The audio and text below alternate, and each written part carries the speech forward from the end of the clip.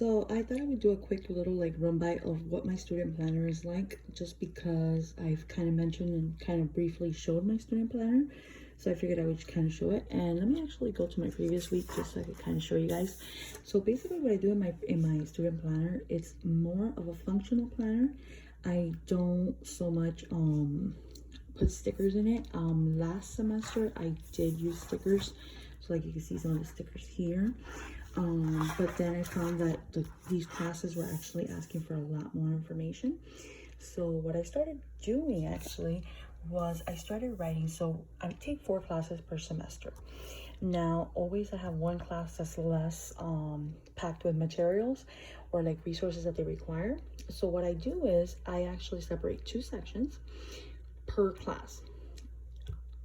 Normally I don't put a line, but I found that since we have so much stuff to do per class, that it's a little bit easier to actually put those separations, like actually mark it up, so that way I can visualize and make sure that I finish each class. So I actually found that a lot easier.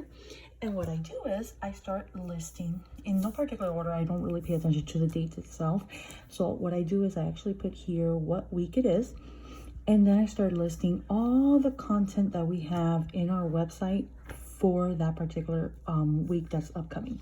So basically what I do the Sunday before the week that's coming up, I will actually go ahead and look at each particular class on the online modules, and I will see everything we have to do, every article that we have to read, and I will do that for every single class. And I will make a note of it, so that way I know every assignment, every article, every page we have to read, everything.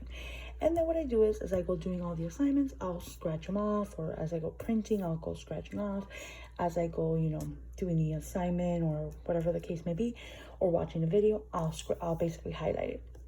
And that way I know that I did those particular things. Now, you may be asking why you see some things that are not highlighted. In this particular case, that's my math class. When it comes to my math class, I don't actually need to do every single thing, because some of them are like some lectures that are not required, that I don't really need to see them. So they're like just materials that they give us, like extra resources.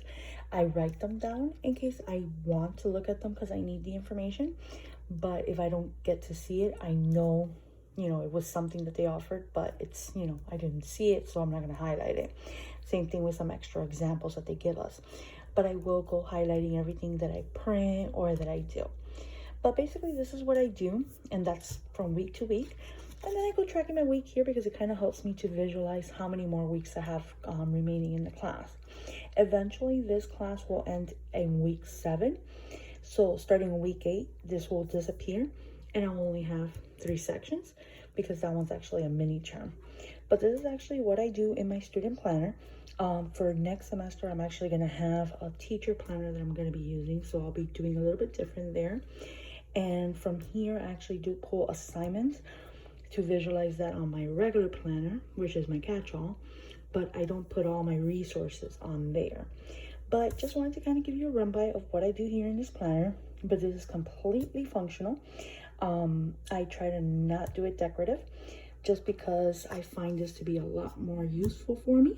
I wish there was a planner that actually was more college based, just because it would probably be a little bit more helpful, but this works great anyway, so it's perfect, and I just make it work for me. You know, I write my classes and I'm able to visualize it and make it work. So I hope this gives somebody some inspiration on how to use their planner for college. Bye.